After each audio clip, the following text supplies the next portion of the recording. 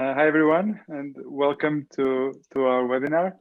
I'm really happy to have great guests here today, like Peter Ocasek from AngelCam and Tomas Jasovsky from AhoyTeam.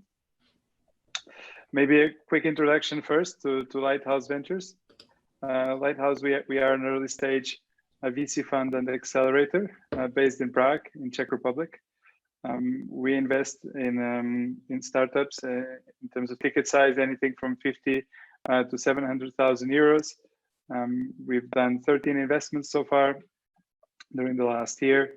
And yeah, despite the COVID-19 situation, we are open for business and talking to startups every day, planning new investments. So feel free to reach out to us, either using our website or directly via LinkedIn or Facebook, whatever's easier for you. And now to our guests. So we're here today to talk about how to manage distributed and remote teams. You can have a look at our Slido as well, where people will be posting questions, and you can post your questions there as well. We will go through all of them. And perhaps it's time then to ask our guests to introduce themselves. So Peter, do you want to go first and tell us a bit about yourself and about AngelCam? No, but I can. So hello, my name is Peter Ocasek or Peter Ocasek. I'm currently co-founder and CEO at AngelCam. Previously, I tried to help Czech startup ecosystem to grow. So I co-founded Startup Yard, which is the first Central European startup accelerator, and then Notified co-working space for startups. AngelCam is my first really global venture. We have customers worldwide. More than 60% of revenues is coming from the United States. And AngelCam is maybe let me explain the transition or where AngelCam is standing in terms of like remote work. So we, from the very beginning, we tried to build a global company. So we also try to learn from the smartest people. So we applied to different startup accelerators. At the end, we went to Silicon Valley accelerators, 500 startups, and plug and play as well. So from the very beginning, we had a few people in Czech Republic, and me and my co-founder Robert, we were in the United States. So basically, we started unintentionally as a distributed team. And then as we have seen that we are having customers worldwide, we started to hire people worldwide as well. But at the first, we were more like a remote friendly company, not a truly distributed team. But we started to shift there, let's say 2 years ago, with the intention to hire better or like best talent worldwide, not just like in certain cities, and at the same time, ideally for lower costs. So basically we are, I can say, fully distributed team, including culture, tools, mindset, and experience maybe for a year or two. It's hard to say, like, you know, it's not a binary. So basically with the COVID-19, nothing happened to me. And yeah, I have plenty of experiences and most of the fuck ups, what to do and what not to do.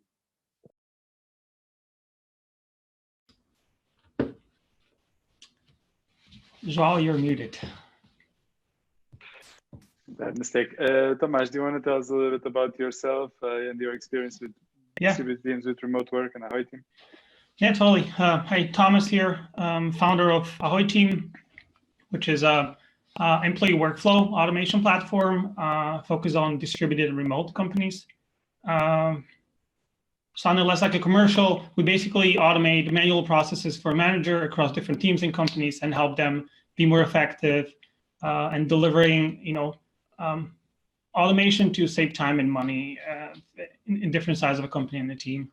But I've been a product manager and product designer for 10 years, but working remotely for the last 5. Where it all started with Envision. Been working as a creative manager for 2 years at Envision, building their R&D department, and from that point, really tried to be the, when they say working remotely before it was cool, try to help companies scale their remote teams, give them knowledge how to build remote cultures. And now, trying to do that with my company. We're a very small team, hopefully going to grow fast enough as remote is growing ridiculously fast in this crisis, which I'm not complaining. But that's probably it. It's way shorter than Peter's. But everything in the last 5 years has been around remote for me. I'm super happy to see, being on the calls with people, talking from their living rooms and bedrooms is the new standard. And it's not weird when I used to go on a call and people look at me, why are you sitting in the kitchen? Now everyone's in their kitchens. Yeah, true. Maybe, can I ask you then, so do you have any funny stories or episodes that you're... If you're doing this for if you're doing this for a few years, you'll have a lot of them. I mean, the good thing, for example, in Vision is used to be 700 remote people. And now there's all those memes and videos of people on a Zoom forgetting to turn off the camera and being partially naked or completely naked in their bathrooms. I've seen a lot of husbands and wives passing by in the background, partially or fully naked. I guess you can bond with your colleagues even more after this, but it's not that unusual. Or forgetting when you have a fight with your husband or something, and you forget to mute yourself. Stuff happens. Oh, one thing maybe before Envision, there was a company where my colleague's wife, she worked at circus. And she always trained and performed at home. So he could never turn on the camera because she was always in some weird costume with her fellow circus people. Now no one can get anything done through the call. We just focus on that. Funny one. What about you, Peter? Any interesting stories that you want to share? Yeah, I think we go to the more serious topics. Yeah, I think nothing special than what has been said. So basically, yeah. I think the most common is when you are having many Zoom calls. In our case, we are using Zoom a day, and some calls are longer. You just switch off the camera and you go to the bathroom, which is like nothing else. Okay, fair enough. Okay, so maybe let's start from the beginning. The main question is how do you manage distributed teams? How do you manage distributed and remote teams? So Peter, do you want to take this one? Yeah, it's when I have seen actually this question, it sounds a little bit weird to me because or maybe let me start with. So there's a huge difference between, let's say, forced home from work from some people are experiencing in these weeks, and at least it's forced. It's something like happened maybe from day to day. You have no dedicated room at home. You are maybe fighting with your husband or so for the only one working table in the home. You have no microphone. And there's no tools, no culture, and you have maybe three kids at home, partially with homeschooling, and at the same time you have to take care maybe your grandparents. So basically, I think that this is super important. This situation is not common, and even for people working in a distributed team and distributed culture for years, I think this is not unusual and not a pleasant situation. And most of us are looking after this will starting to be more normal. So that's the first thing. So being forced work from home with children, etc., it's not the way how to work efficiently. Especially for me in these days and weeks, it's super hard to plan. Yeah, so we are trying to do even more things, not on calls, but asynchronously. Yeah, so the more things you can do without being on the same time, on the same call, the better. Because let's say the school decided to change their tool using for a remote schooling, and you have to go there right now immediately and help your child. So basically, it's unstructured time and it's hard to plan. Then another level is, let's say, remote first culture or remote friendly culture, then a remote first team and maybe distributed team. So, and I think the distributed team, and it's more like distributed culture. Yeah. So it's, you have to, or you want to make it efficient, you want to have a people that are able to work distributed. So that means like you don't care what's the time zone, you don't care the place, if they're working from a co-working space or from home or from yacht.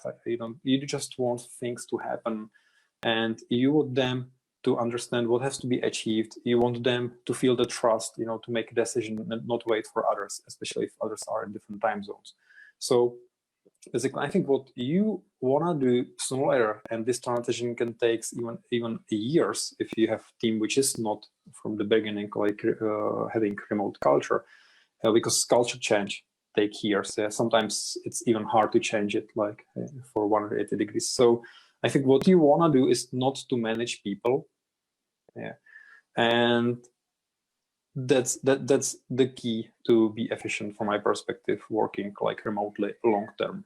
And again, if we're talking about how to survive next like few weeks or few months, so try to not manage people, provide them the space to do decisions, provide them the space, or like safe zones, provide clarity in what you can decide without, let's say, your manager, what you can decide without your peers in the team, and let them know that it's okay to make failures, and so on and so on. So the people will not be waiting for each other. That's, I think, the key. And then we can like discuss this in detail if you want.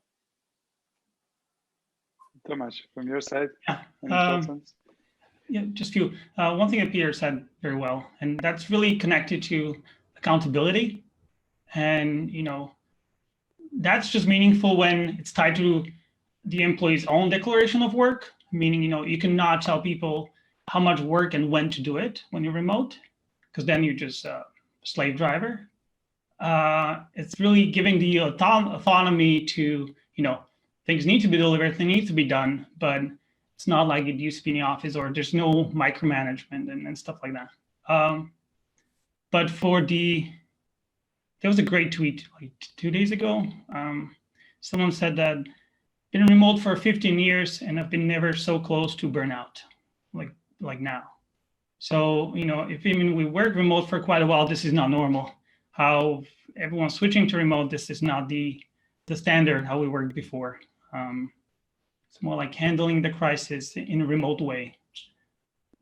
So really, managing distributed teams, I guess, means different when you're doing it now for 2 or 3 months before you're in the office than all the Peter said when you actually want to be the remote first company for quite a while and scale remote. So for everyone who's now experiencing this for the first time, okay, now we are all remote, we're all working from home.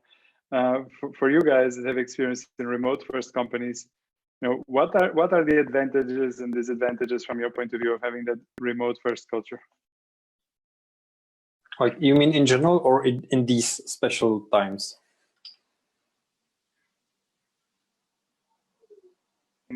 I mean in general. I mean before and in the future, because like you were saying, Tomas, people are now close to burnout because they feel some people are, because they feel they got pushed into it. So you say, look, we were doing remote before it was cool, and these are kind of the advantages and disadvantages that we see. Yeah, one thing is not commuting, not spending 2 hours a day going to a place to just work from. Having that autonomy to work on stuff whenever you need to. And once you have a team that's international in different time zones, it's not the 9-to-5 job where you need to be in a place, get the work done, and go home. You can really stretch it out. If you know how to do it well, you can stretch it out differently and have a lot more time for your family, your friends, be more productive without, spending that many hours on things. But it's like everything, once you start doing it, it will be hard and probably not going to work for the first few months, maybe years. But once you adopt and find a way what's actually good for you, because there's tons of rules where tips what you can do and be effective when you're remote, but 80% is not going to work for you. But once you find these, I would never go back to the office. That's not just promoting remote, but way too comfortable achieving things and getting things done while meeting friends. We have calls, we go for dinners. Remote doesn't mean that you don't meet anyone. I guess that's the big difference of the remote in crisis now. Probably in Peer, when you guys work remote, you go for that beer once in a while. You have those annual or quarterly meetups. At Envision, we used to have all the 700 people will go for 3 or 4 days somewhere. So it's not that you're completely isolated like now, which is kind of crazy now. Yeah, I think in general, there are two perspectives. One is from each individual employee, which typically means, and we actually had maybe 2 weeks ago, we had a workshop and we talk about this for an hour or so. So people sit there, the value for them is more freedom and basically a chance to organize a life around the work, not otherwise. Yeah, so some people tend to work more on weekends, midnights, and if you see just a nice weather and you go outside with the children. So basically what I'm actually doing, and now as our even corporate clients are used or forced to do calls instead of meetings, I am actually really rescheduling my calendar based on the weather forecast. So if I see it's raining, I trying to have meeting after meeting there, and if it's sunny day, I'm trying to have let's say half a day just for being with the children. And from a company perspective, I can give you real numbers. So a couple of months ago, we were looking for a customer success manager. And what I typically do at first, if I want to get some insight what people are available in the market, I just open LinkedIn and put there something like customer success manager looking for new opportunities, and you get a grasp, what's available in the market. And after maybe 60 minutes or 2 hours just browsing the people there, I got 8 candidates. I decided to reach out, and my limitation, I was looking for people working for a startup. That means a company with compatible culture, having some experience with the grow and scale, because I'm looking for people that went through the phase we are ahead of. And finally, my last limitation was, let's say, ±6 hours difference in time zone for this specific position, because we learned that if we were having people on West Coast in the United States, 9 hours difference is way much, because there's almost no overlap. The same is with New Zealand. So typically for each position, we have a definition. Typically it's ±6 hours. So there's at least some overlap for the calls. And from those maybe 8 candidates, just one from these guys from Czech Republic. Others were London, Berlin, and so on. And the people have way more experience than if I would be limited just for hiring in a Prague. And some of them were much less expensive because they're not living in big cities. Yeah. So let's say if they want to work remotely for some startup, and if they want to work just for the companies in that city, they will have maybe just few startups in that city if they aren't living in Berlin or so. That's the main advantage. And in terms of fundraising, a couple of years ago, especially if you were trying to raise money from venture capitalists, they mostly prefer to have teams, let's say, to have the chance to meet them in person on the second day, without scheduling of flights or so. Today, if you don't have a distributed team, it means your cost structure is unhealthy, and you are your costs are much more expensive. So I think for a year, maybe 18 months, it became industry standard from venture capitalists, and it's totally okay to say for a global startup, yes, we have sales in the United States and the operations in Europe. In the past, it was weird. It was disadvantage. Today, it's by default. Okay, so I think a few. Go on, Tomas. Go on. Just a quick one. There was a good point on, as an owner of a company, you will save a lot of cost on offices and stuff like that, and can hire talent from different locations, more cheaper locations, and maybe even pay more the actual employees because you're cutting costs somewhere else where you don't really need them now. So remote is interesting in for growing a business with better relocation of budgets in terms of employees. Okay, so a lot to unpack. I picked up a couple of things that you guys said. One was that remote also means asynchronous in a way, that people work more at their own time. It seems like you keep a portion of the time that you need to be online at the same time to update. So that's plus minus 6 hours, but then you expect people to do a lot of the work asynchronously. That's one. Yeah, and once you even have a teams where you are across the whole world and you need to connect somehow, we usually, you set up overlap hours. You set up those like 2 or 3 hours a day where you actually are on the same time on Slack. But other than that, you work your own hours.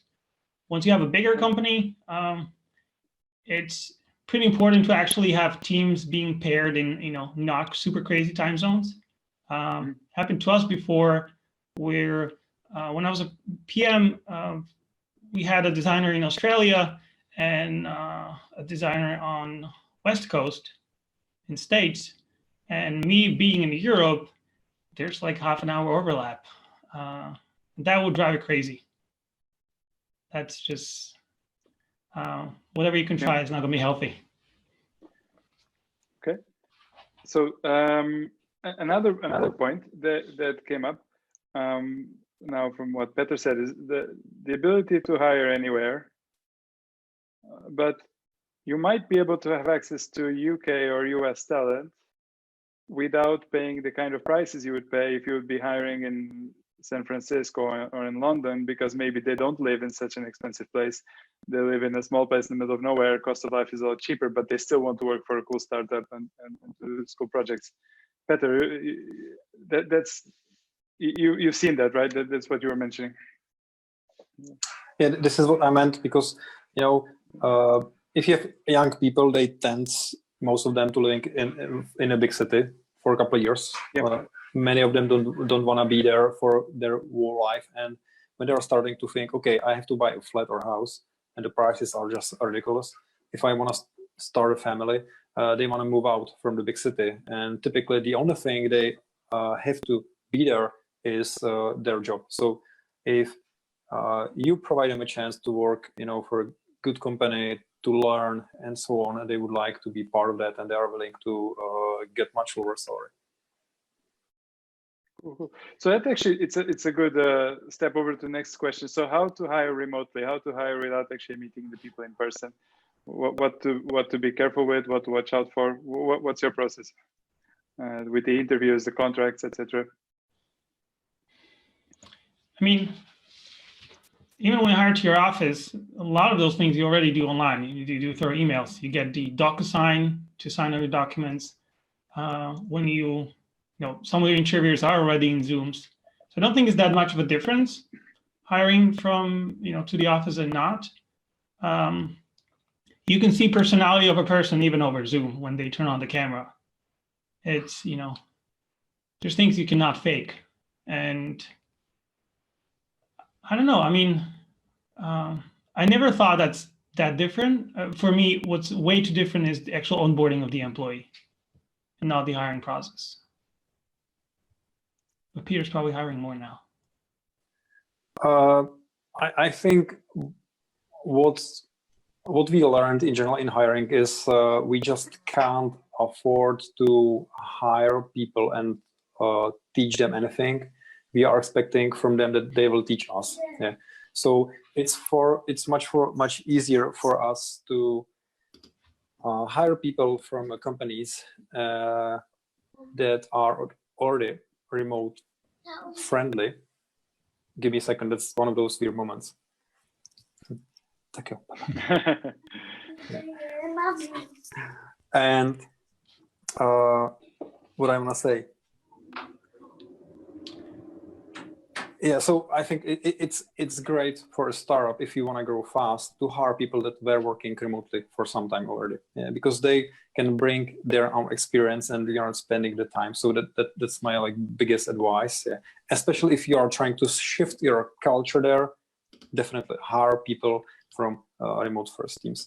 And how we do that, there are like tiny details. Even I'm sending the candidates a link to my meeting board calendar. So I ask them, to schedule a meeting with me.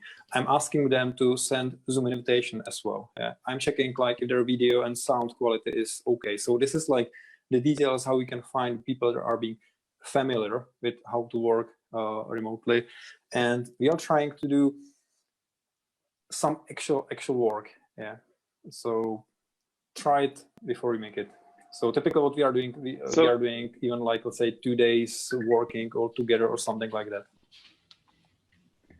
So it's interesting because when you're interviewing people in person, you want to see how they behave, how they shake your hand, how what they dress like, and what you're saying is you want to see how good their camera setup is, and if they're used to it, if they're able to book something via Calendly, send you a Zoom invite, because that's all essential for remote work.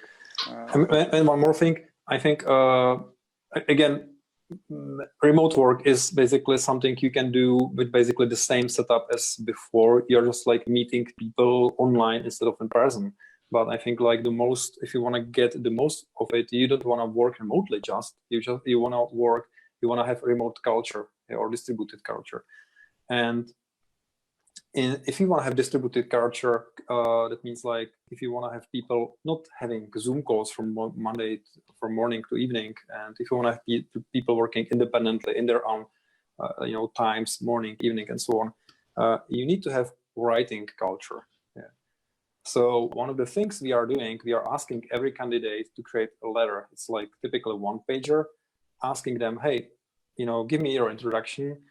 Give me the reason why you want to join AngelCam, and give me like the reasons why people should be happy that you joined AngelCam.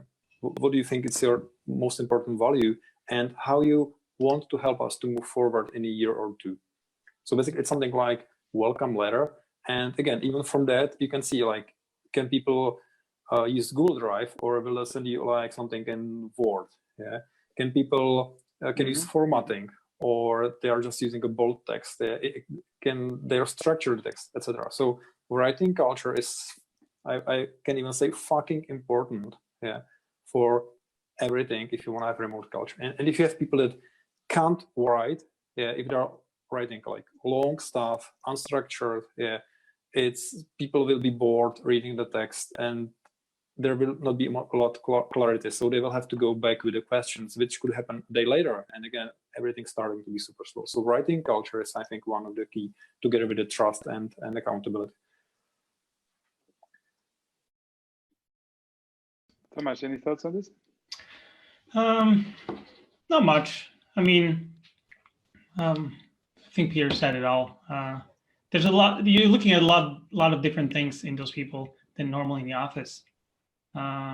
And I mean, it is a disadvantage of people that never worked remote and want to work in remote companies now, but it's way too harder to teach someone be remote when never did that before, when you try to go fast. It's the same principle as a lot of companies are not going to hire junior or like what do you call it, like unpaid interns, because they don't have cash flow and availability to teach those people at some point. Same as with remote. You want people that can jump on a ship and then go with you as fast as possible.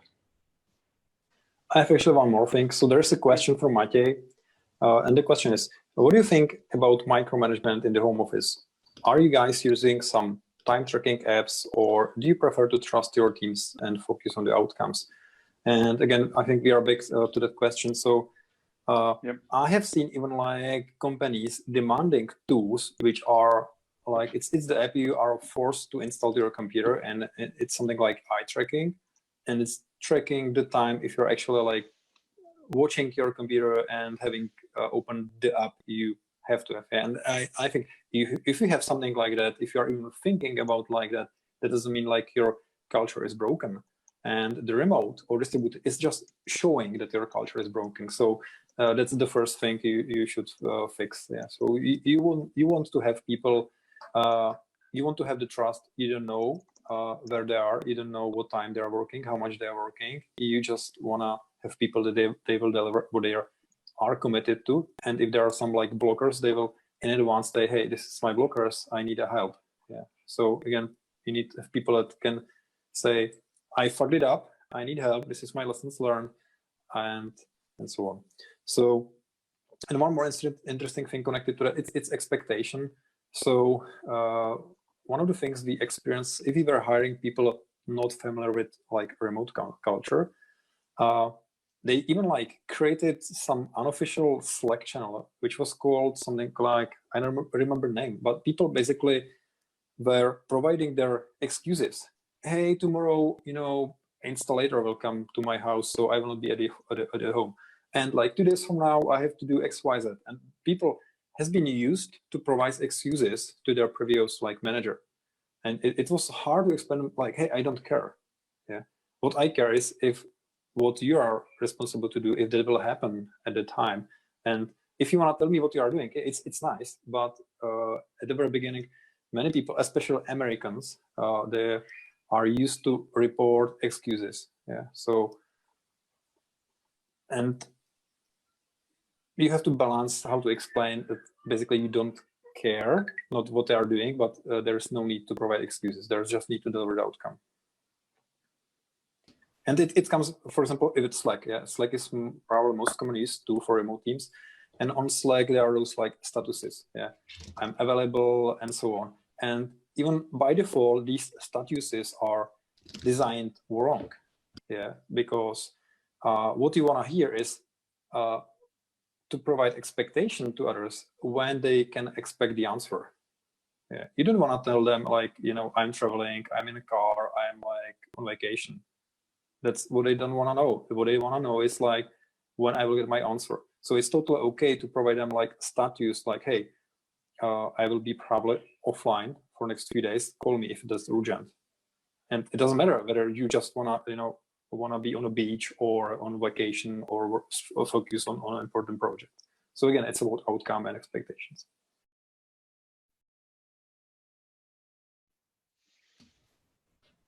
I think there's a good transition to a question on how to offboard people, not hire but fire. Just one thing I want to say here: please don't do it like companies do it now, over all hands Zoom calls. They invite 300 people on a Zoom call, and the CEO will tell them that it's over. There could be a good processes to even offboard and get people leave your company to have benefit for both sides, and not do it through Zoom or Slack messages. Which probably from a sorry, go on. More from a practical point of view, do you actually employ are the employees of the company the remote workers, or do they just are they freelancers and they invoice you? And how does that work from country to country in the case you're employing someone, for example, in Netherlands or UK or in South America? Do you have some experience with that, with actually paying the people and with the legal? Yeah, mostly people are contractors and are their own entities and just invoice. I mean, you have a contract to be be contractor full time. Once you scale a lot, it's good to have an entity in States, in Europe, and in Asia, wherever you want, for easier payments. But usually it is everyone's contractor. That's kind of like maybe even the disadvantage of, you can get fired from day to day. A lot of times you don't have the health benefits and stuff like that. But you would kill yourself if you're scaling to 500 people from 25 different countries and you need to have that. Like, for sure, it's legal to be contractor. Yeah, basically we are having the same structure. So put people from Slovakia, UK, Germany, Czech Republic, and so on. In United States, most of them they decided to be contractors. We have few people. So we have few people that decided to be employees, and then they are paying most of the taxes. So at the end they are getting the lower salary. But it's their option to pick which they want to prefer. If you work for a US company from Europe, just invoice them. You sign the W-8 form, and that's it. You declare, you pay taxes in your own country. Okay, good. So I think we covered a couple of topics here when I now go through Slido, and we'll go through some of the Slido questions people. We have here working as a team, how to keep employees engaged, have good coordination, share knowledge, work as a team and not individuals. I think we already touched that topic, but if we want to talk a little bit more about this, how to keep everyone engaged, have good coordination, keep a good company culture. I mean, what are the best practices here? There's probably a lot of them. I'll do very shameless promotion now. I wrote a book on building company culture for remote companies. So download it on AhoyTeam.com/guide. But and that's why we have you here. Yeah. And you literally wrote the book.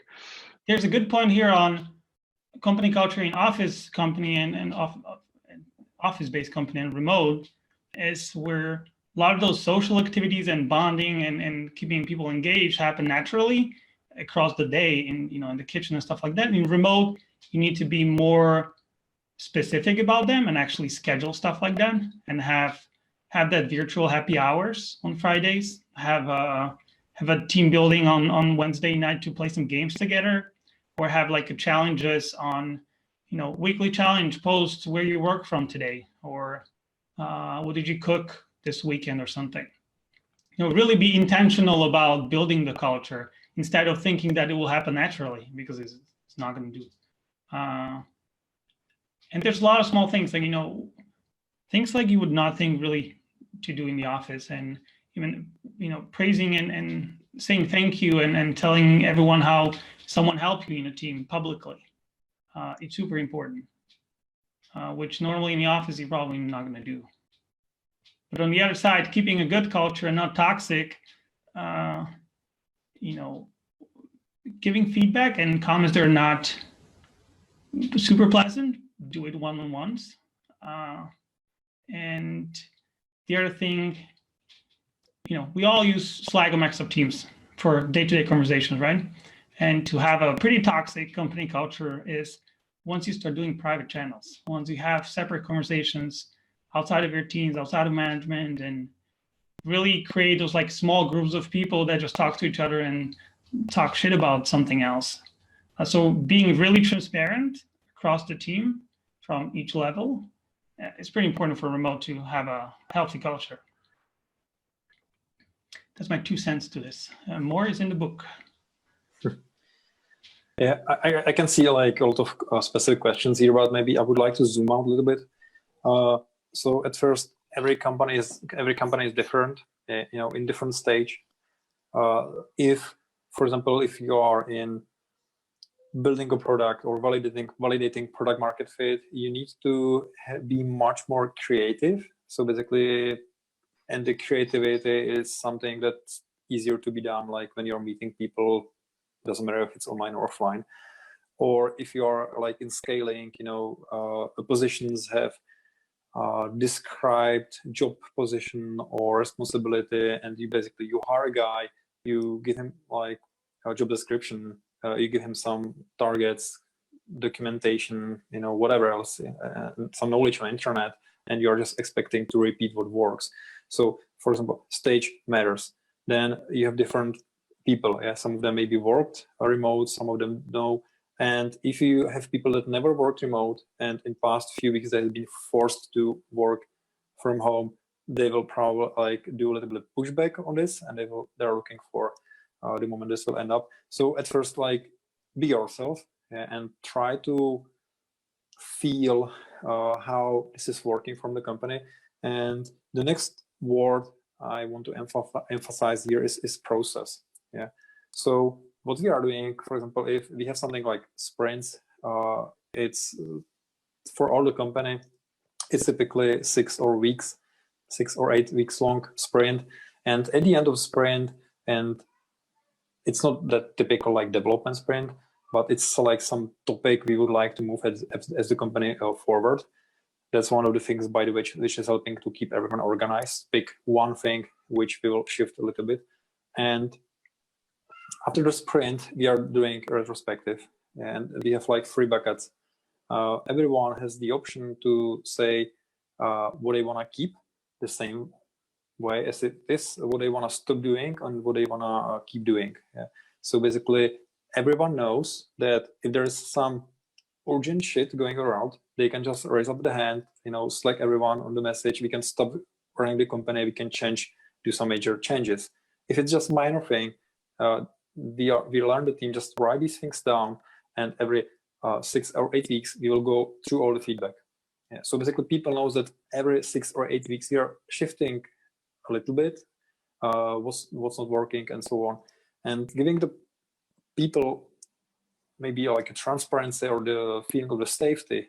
Yeah, if something is not working, what will happen? Maybe this will be for years. They know that every 6 or 8 weeks they will be asked, hey, how it's working for you in this stage of the company with this team, what we can do differently. So basically, as you have the version of the product, we can have the version of the company, version of the culture, just iterate that.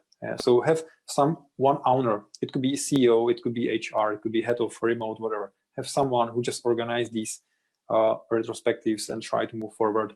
And yeah, so all the books and or maybe stuff we said here, it could be inspiration, but try to do stuff yourself with your own team and so on. So I like what you said there, because you used a lot of product nomenclature, like naming, like so sprints, retrospectives, owner, but you're applying that to culture and specifically to remote culture. So that's a really good way to look at it and keep iterating on that as well. Okay, so going through Slido, how do you sell remotely? Do you see, you mentioned a couple of times that the customers before wanted to meet in person, now they're a bit more okay with doing it remotely. I mean, are there any tips and tricks that you have there for how to sell remotely? Tomas, do you want to start? I don't sell that much yet. So I think you will be probably better to answer this one. Yeah, okay. So I think there are 2 different words. Yeah? One was before COVID-19, when basically it, depending on the customer size, like B2B or SME, it was common typically to do everything online. For enterprise customers, or it could be maybe $100,000 monthly revenue per deal and more. It was expected you will visit a customer at least once a year, and they expected that they want to visit your office, to meet the team, because the product was maybe 50% of the deal, and the 50% is the trust to the company, to the team. So in past maybe 4 weeks, we have seen no matter the company size, insurance companies, mobile network operators, everyone are just one click away. Yeah, even investors who were in the past focused on the local teams are much easier to reach right now. So I believe this will change the stuff, and even after a COVID-19 crisis will end up, it will be much easier to talk with enterprise customers in person. But still, again, it's about trust. They're picking the partner for years, so typically, I think at least once they may want to visit you, but they will be, I think, more okay if you will tell them, hey guys, we have no office. Yeah. We still have like office. It's more like showroom or event space, but it was weird many times when some enterprise partner visited the space, and there was like just like few people hanging out. Yeah, and the office was like mostly free 4 days in a week, because what we had for meeting each other, we typically have like 3 opportunities. Each Monday afternoon we meet all company online, so we have like wide Slack conversation, typically something like 40 minutes or so. It's like weekly status update about the most important projects and OKRs. Then on Thursday, maybe 50% of the team were meeting in person in the office, so we were doing breakfast with other founders, investors, and so on. And then typically every 6 weeks after end of the sprint, even people from larger distances come to the Prague for a day or two. And then typically once or twice a year, we are meeting, let's say, globally, ideally on some nice place out of big cities for 3 or 4 days or so on. Maybe just remember my 2 notes here. On selling remote, one thing which we're struggling with now is actually, selling in this crisis. It's hard if you're doing in-person or remote. Hopefully that will change in a few months, because a lot of people don't really care about emails currently. And if you're doing a lot of outbound emails and LinkedIn's and stuff like that, now there's a lot smaller percentage of people actually replying, because there's probably more important things to think about. But what we used to do at Envision, and I think it was a pretty big advantage of selling things remote, was that when the CS or account executive were doing meetings on Zoom with customers, they had the ability to pull in people from different departments with experts where, when you're on a third call, you will have actually product manager doing the demo. Or later you have someone from ops team to walk them through the security stuff. So instead of, going to their offices or meeting in their offices now all around the world, you just connect your best employees that are possibly helping you to close the deal much better than trying to bring them in person to the enterprise meeting, which helped us a lot. We'll see how things change after whatever's happening now.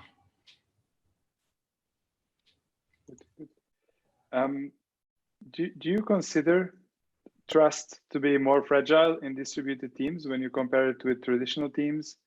What events can undermine it, and how to rebuild it in case it's lost?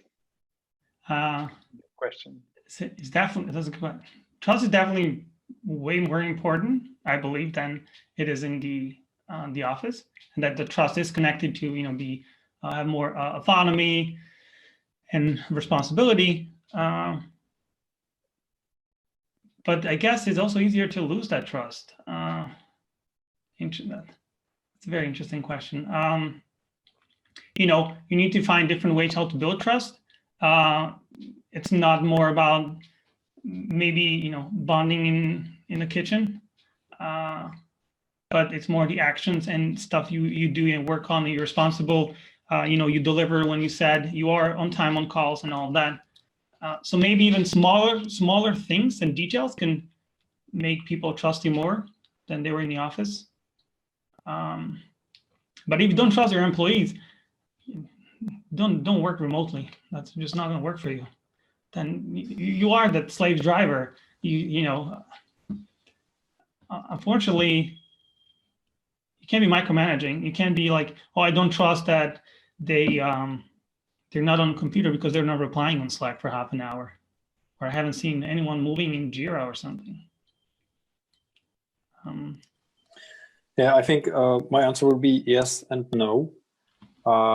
What could be a little bit, maybe our way. I think if you will try to build remote culture, it will be easier to find out what's not healthy in their team culture. Yeah. And you have 2 options. It could be opportunity to spot that and fix that, or you will try to, set the processes and mechanisms all around it. Yeah. So I would say try it. There will be some challenges, but in the long term, you will build a healthier company. Yeah. So for example, what I have seen, if in the past, when we were more like on-site company, you are building more friendships. Yeah. Like maybe you're going with the same team every day to the lunch and once a week for a beer. This is not happening if you're being remote. So basically this like social aspect is much, the noise created by this like social connection is much like lower. So that means, as Tomáš said, you value people much less about, how fine is to have a chat with them on lunch, but how they are helping you to move forward and so on. And so again, on the beginning, it will be challenging, but the team, it's a healthy process. And I think it's connected. If you will do that for a month or longer, as I said, the remote at first enables you to organize your life around the work. So that means you will meet more people living in the same neighborhood. Yeah? You will do sport close to the place you're living, not on the other part of the city. So your life will be, I would say, maybe healthier. Yeah, you will spend more time with the family and so on. So that means it's easier in the same time, like to lose that, running feeling you are with the same team from morning to the evening in the same office, eating pizza and having hackathons like 6 days a week. And in that moment, it's easier to forget about the rest of the life. Yeah, so it's actually, for the company, it could be challenging because people will start to think about things like more from their own perspective. But again, it's healthier for the company in long term. But I would say it doesn't work that, let's say, you now as a management or founders, you are forced to have a remote team, or maybe you hear our thoughts about, hey, it's good for the company, you can hire cheaper talent worldwide, and then you have like a board meeting and say, hey, we will force this for years now. You have to feel it inside. You should have this, yeah, because you will be the leader of this change. So if that's not something you want to do, it will not work. Yeah? You just can't, send email and ask everyone, hey guys, let's do it. You have to drive the challenge, and let's say your heart should be like middle of this change. Don't do this, because otherwise it will not be authentic and it won't work.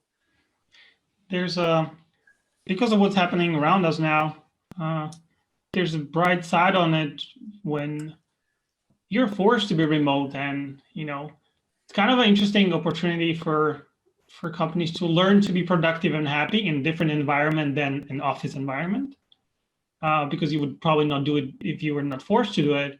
But then it won't be for everyone. People are already exciting to go back to the offices, but for some, because they were forced, they might find all of the benefits and the actual structure and trusting people and all of this, and just skip the remote. Yeah, interesting topics there. I know of a company that they say they employ people remotely, but the way they do it is really, in my opinion, based on what you guys are saying, wrong. They literally have the timers monitoring you how long you are in front of your computer, counting the hours, and it's a bit crazy.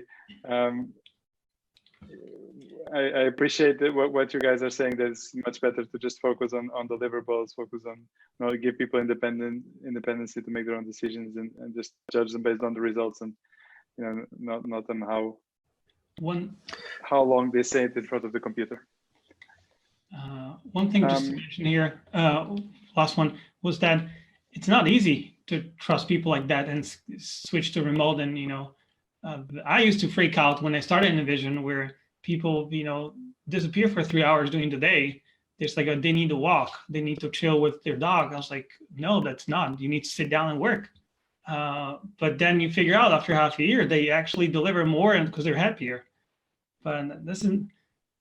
If you've been product manager or whatever manager for a while, this is a tough change for you. So just stick with it and then try to trust people a little more.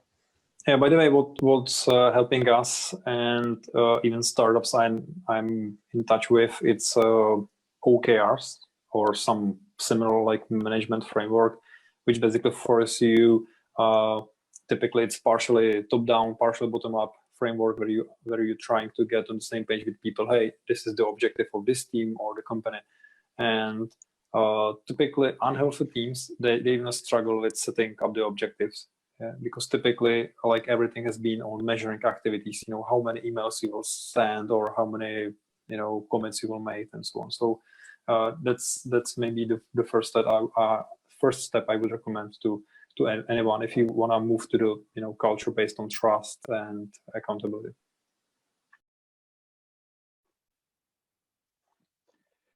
So maybe just a quick one here. What are the must-have tools for distributed teams? The top 4 or 5 tools. Obviously, everyone's going to say Slack, but let's say, except for Slack? Definitely AhoyTeam for everyone. I don't know. It's more like, have a tool where you can communicate right away, which is Microsoft Teams or Slack. For us, what worked very well was also, all the task managers and stuff like that. Because when you remote, all of your documentations and knowledge should be stored somewhere accessible for everyone.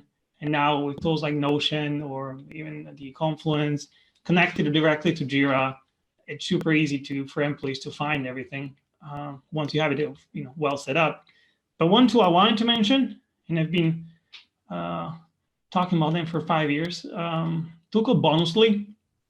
Bonusly is a tool for employees. Basically, an employer will give a budget, for example, $20 a month to each employee, and they can give from $1 to $5 through Slack commands to any other employee as a thank you for whatever they helped them with. It's a super cool tool for building company culture, where there's a budget on, everyone's $20. Someone help you after work hours or help you solve a problem. You send them $2 and it will post to a public channel. So everyone will see that they did the one extra step for you. And at the end, each month you can collect that money, you can give it to charity, you can get it as an Amazon card or get cash to PayPal. And I don't think that would work in the normal office, but for remote, this is one of the best tools we use in different companies for years.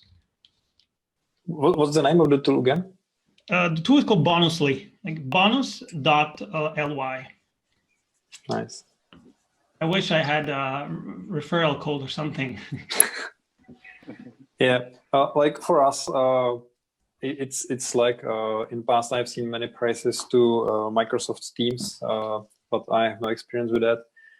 Besides of that, we tried the different video conference tools. We are on Zoom maybe for 12 or 18 months, using it a couple hours a day.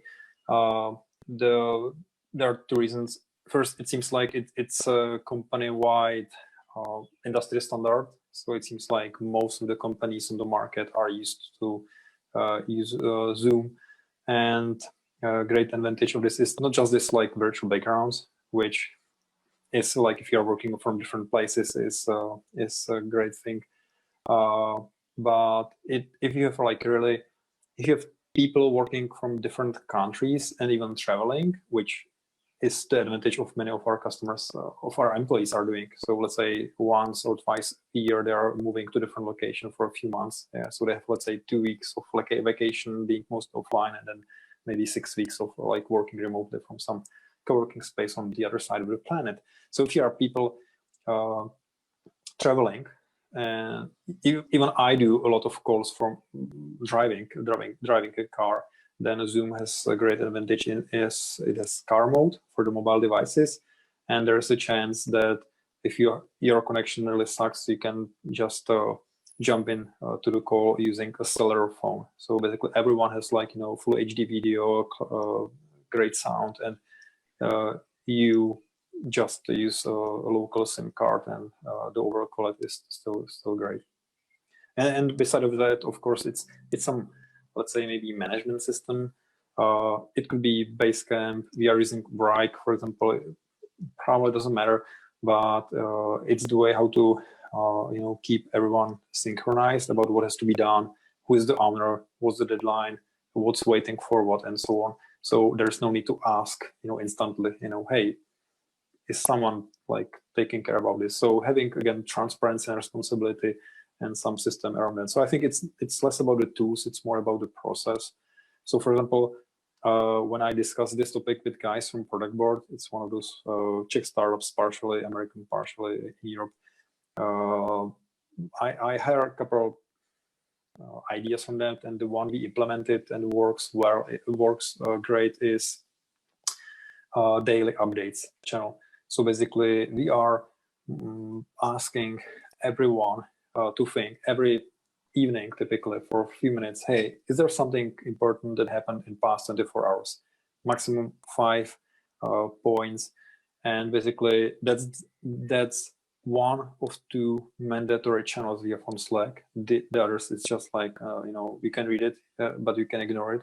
So, for example, if you are on a vacation, if you are sick, if you are like, overwhelmed with a lot of work, if you will read just the only one channel once a day, you will know about everything important in the team. So that's one of those like things. And again, you can do it via email, you can do it via Slack, you can do it via another tool, but it's about like maybe keep things structured and over communicate. Always assume that those people like missed the message or misunderstood it. So repeat important stuff a couple of times. The first question on Slido, they were asking Petr about the background. So I think that I can answer that. It's a Zoom background, right? It's easy. Just go on Zoom and you can set it. How do you keep extroverted employers, contractors happy and productive? We already touched on those topics, but if you have any special tips for how to handle extroverted people. Maybe I can answer that. So we have people that never worked remotely. They joined AngelCam, and there was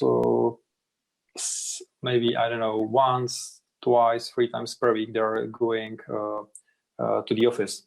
Yeah, and now they are struggling. It's not because like they are inefficient, but they're just like they feel better connected if they have like physical presence, if they can have that breakfast with the team and lunch with the team. So I know at least like we have one girl in the team and she's really struggling with this, and she's looking forward until finally she can like meet us in person. So this is what I said before. It should come from the founders at first, that this is actually something they want to do, and then you have to faster and slower optimize the rest of the culture to that. And there's a chance that there will be people that just can't be happy living in this for years. Virtual meetings, best practices beyond general advice to clarify the purpose, circulate an agenda. So if you're doing virtual meetings, any specific tips here? I have a few. When you go beyond the whole, like you have agenda and stuff like that, one thing is really like try to record those meetings, just to, there's always someone who cannot attend because you're in different time zones or schedules are weird, and helping, not trying to get everyone on a call and just those few key stakeholders, and record that call so it can be, sent to the rest of the team to watch whenever they actually have time. Second one is start and end on time. Once you're in your meeting room and someone booked it on 5 p.m., you need to leave that room. But sometimes when you have meetings, you can get carried away and talk way too much. And it can be kind of disrespectful or, disrespectful on time on some of the other team members once you don't finish it on the scheduled time. And, it screw up whatever they were doing after that.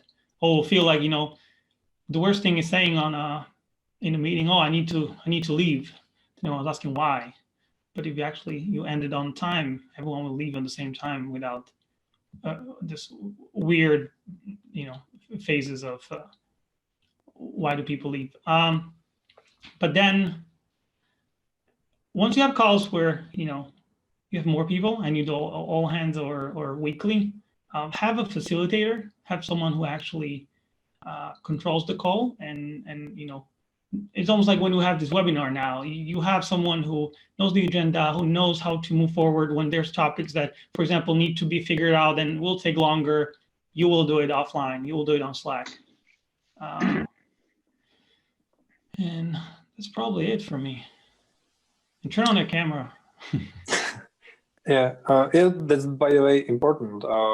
Many people they are used to be on calls, but with switched off camera, but I think that's super important. I know companies that it's basically a mandatory thing. Yeah. So at first, I think it's somehow common for other meetings. So I think it's important to make clear whether it's mandatory for you to be there. what we are trying to do is accept one meeting per 6 weeks and one meeting per week. All other meetings are mandatory. Yeah. So people know what's going on there, but they have a chance to not be there. Yeah. And they have a chance to say, hey, the agenda is not clear to me, or hey, I don't think I will be fruitful for the meeting. So make it optional. Don't force like people to be on the meeting.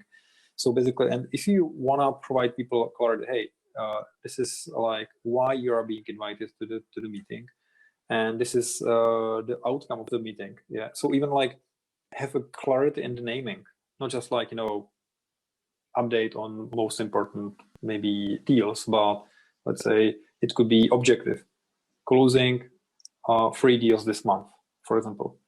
This is like the tiny details which are helping everyone to focus on, again, what's the outcome. Yeah, not just like tell everyone, you know, I had a call with this customer and they need 2 weeks more to decision.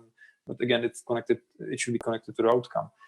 And so when you find yourself in preparing a better agenda to the meeting, it's close to the writing culture I described before. So that means like you will not just like send everyone answers, but if you are, let's say, the owner of the topic, you probably know what the outcome could be.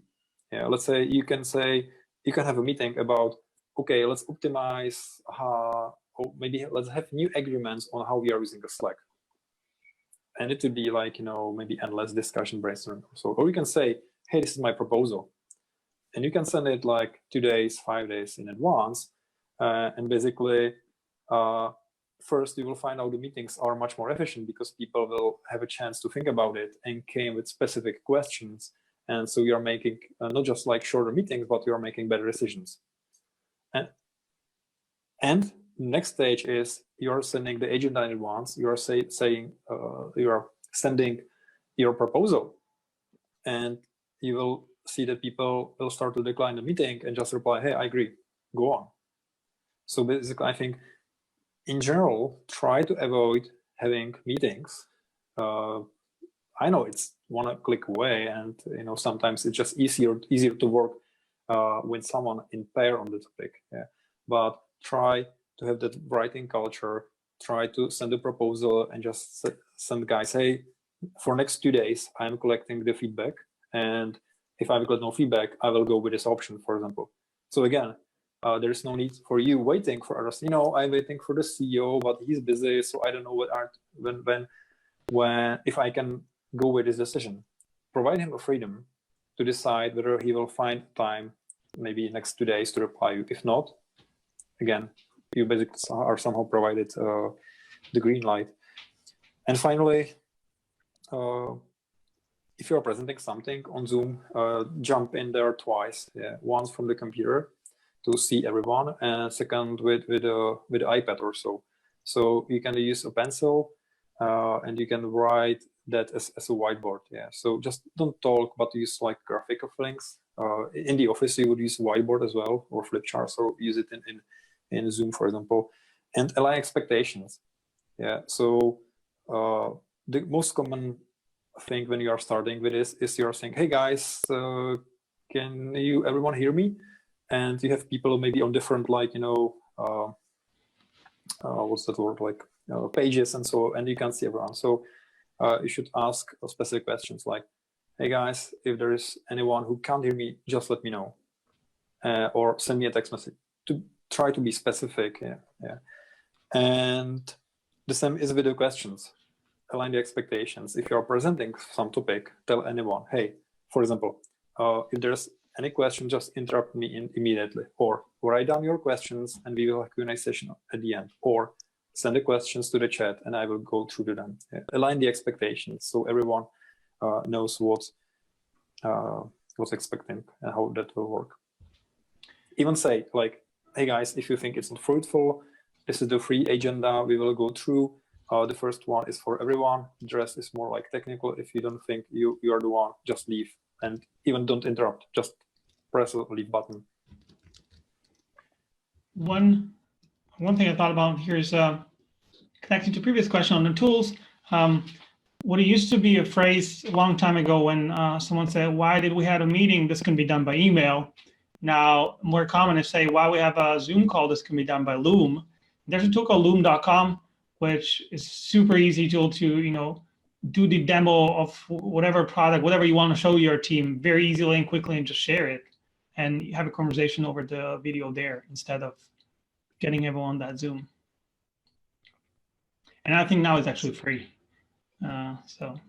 So many good tips, guys. Thanks for that. I will combine a couple of questions here in one. So first question, do you see bigger companies adopting remote work, or do you think it will be more common for people to work remotely in the next few years?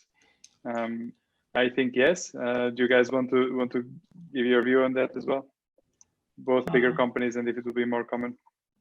I completely agree. And what used to be, a few years ago when big companies were remote, they were like the misfits. Like, it's not scalable. Not everyone can do that.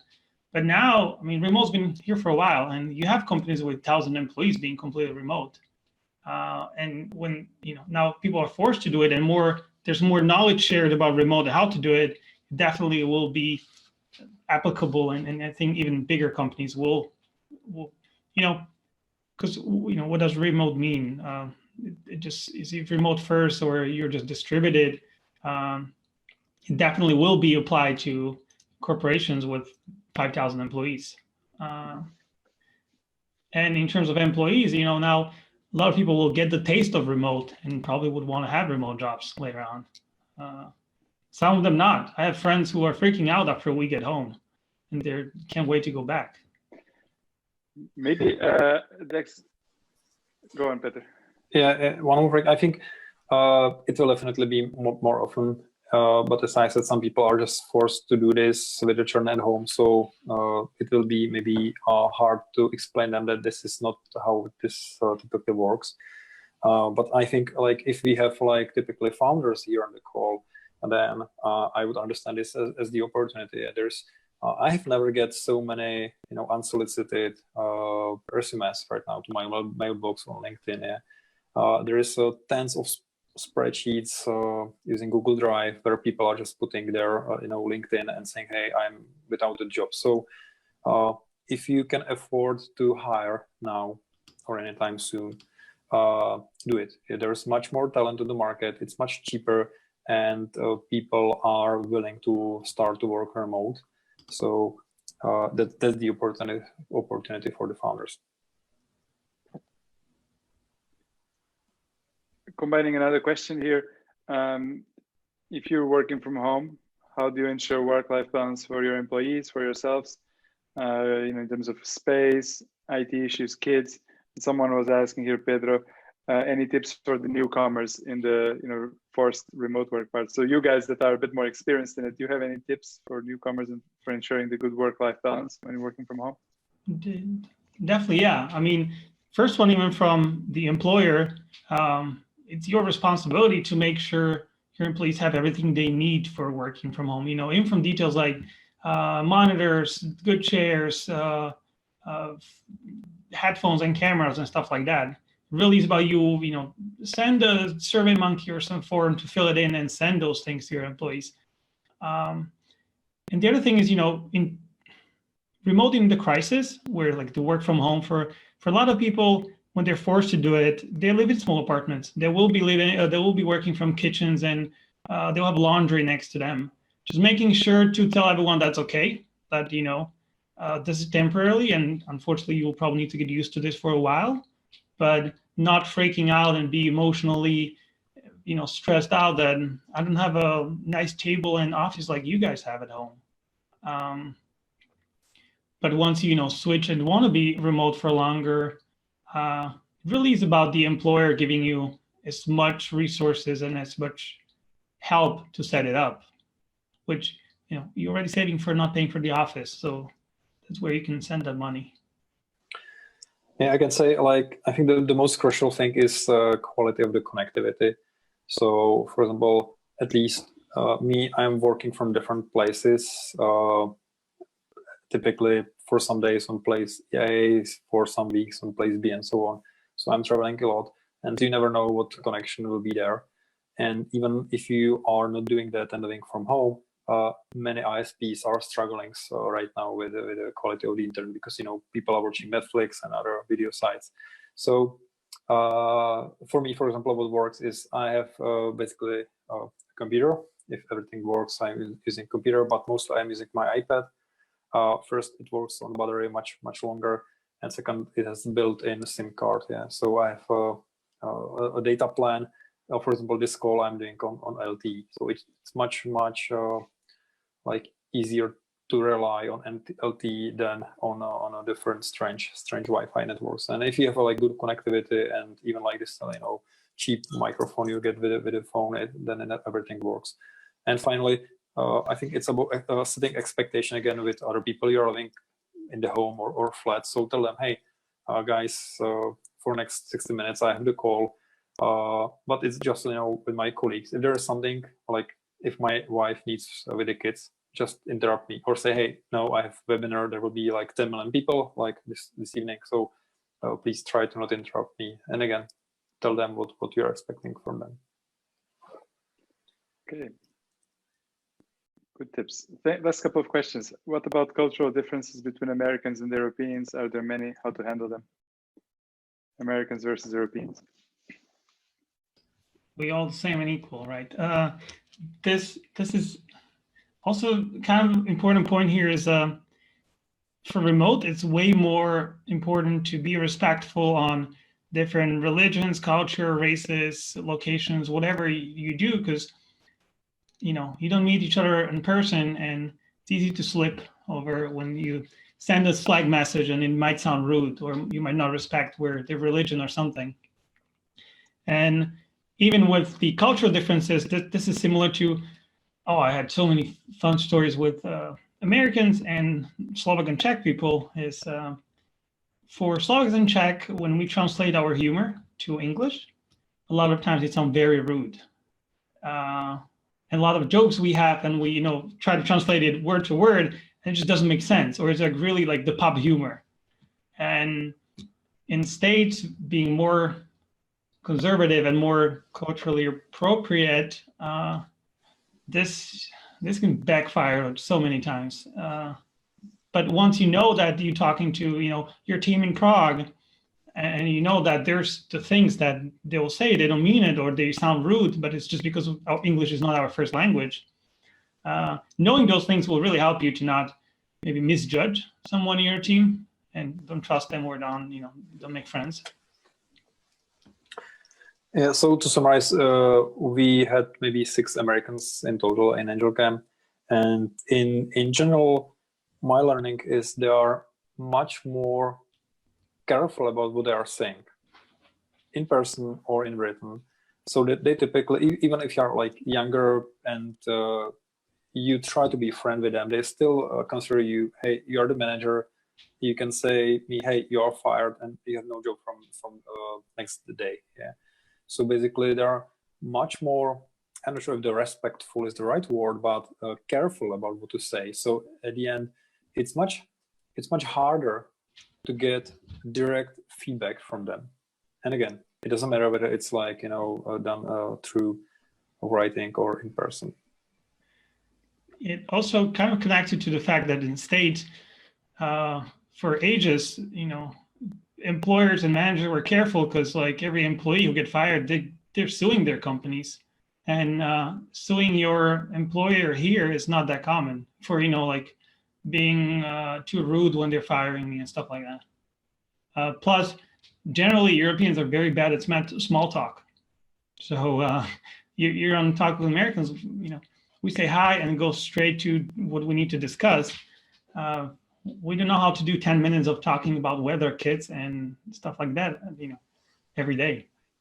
That's true. And one more thing connected to small talks. So we had, for maybe a year or 18 months, we had a guy who worked for Hotjar previously. And Hotjar is the company which is like distributing from the day zero. Yeah. And the culture they had at Hotjar is the meeting is starting sharp, on time. So basically, I mean, even like, 10 seconds being late seems like inappropriate. And on that time, actually the agenda is starting to be discussed. Yeah, so the small talk should happen before. So you are joining the call maybe 2 minutes, 5 minutes before the meeting actually starts, and you just like can chit chat with us. Yeah. So after, I remember like him being with us maybe for 4 weeks, and he's like, "Hey, you're losing so much time on the calls. Like, hey, what's wrong? We are just like joining on time somehow." Yeah. And then saying, "Hey, what's the weather? What's the kids?" and so on. And he considered that as like that should happen like before the meeting. Yeah. And another like culture difference and another thing that should be aligned in the team if and when the small talk should happen. Interesting. Okay, last couple of questions then. So how to have tough conversations when people aren't face-to-face? Definitely on one-on-ones and not on the group chats or emails, and turn on your camera. I know, like, Do you give them a heads up? Do you give them a heads up? Look, we're going to talk about the topic here. These are the topics I want to discuss, or anything like that. So I recently talked to a friend of mine, and we're saying how kind of rude is like to fire most of your employees like half an hour after each other through a Zoom call. But when you're remote, you know, people talk a lot faster. Where you schedule and tell someone that this is happening in half a day, already everyone will know. So moving fast on knowing what to talk about, having the tough conversation, and have them all at once, like, you know, after each other, to not spread a bad vibe. But I don't know, I mean, like, once you turn on the video, isn't it very similar to when you're sitting across each other? Until, you know, it doesn't get to the craziness of I don't know, someone will throw something at you or hit you. It is almost similar. Like, I would feel embarrassed even over camera talking to you guys when there's a tough conversation, same as I would do when we're sitting next to each other. Or, you know, you would cry, or I don't know. I know that some companies are doing, even if they are fully distributed, they are trying to spend maybe 4 weeks in a row with the first employee, with the employee at the beginning, yeah, to let these people like to build like more human connection, and then maybe repeat that once a year or so. And I had, for example, a tough conversation yesterday evening with one of my managers, and you know, especially if that's like, if that should be a conversation and not just announcement, and if it's important topic.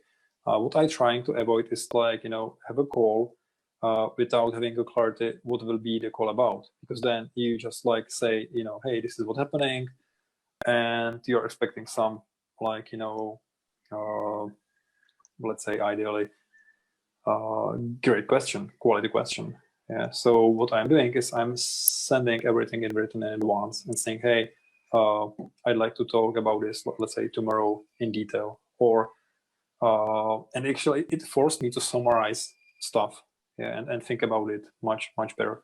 So people have time to think about it. And what I'm offering is like, sometimes what I'm offering is, hey, we can continue on this again via chat or mail, or we can jump on a call. But again, before the call, it's clear what the agenda is and what I'm proposing to. Okay, so last question, that's for me. Joao, what's the sexiest remote work startup you've seen lately? Well, I will say AhoyTeam. There you go. Check it out, people. I was about to say, if you're not going to mention us, I'm not coming again. So, guys, I think that's it. Do you want to leave our listeners with some final words on this topic?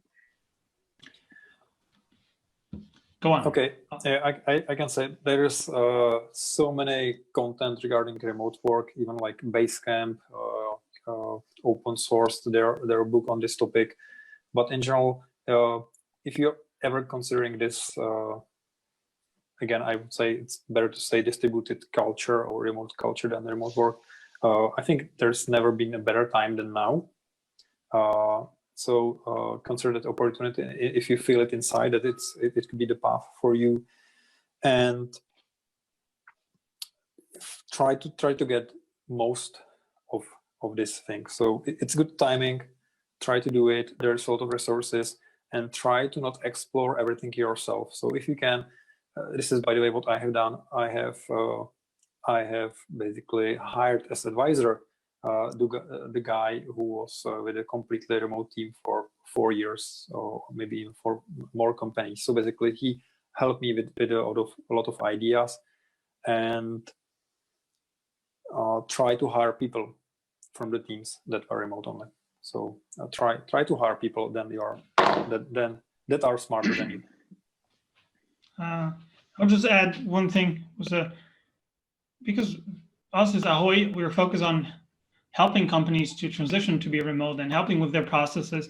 Part of it also doing a lot of education from our best practices. And if you need some advices or want to help us to set up something completely for free, just hit me up on LinkedIn. I'm happy to chat. I know there's a lot of resources everywhere now. Everything is free, but this crazy times, I'm very happy to jump on half-an-hour calls and help anyone who needs and things that, remote is something that they can scale and they can actually get it stick.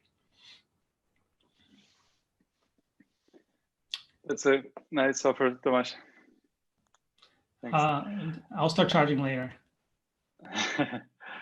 Okay, so thanks, Tomas. Thanks, Petra. I hope you enjoyed that. Just to finish it up, I mean, at Lighthouse Ventures, if we're doing a new startup, whether it's on remote work, distributed work, or a different topic, and you want some feedback, just feel free to drop me a line. I'm happy to talk to you. Thanks, everyone, and have a good evening. Bye. Thank you. Thank you for watching us as well. Bye. Stay safe. Stay safe.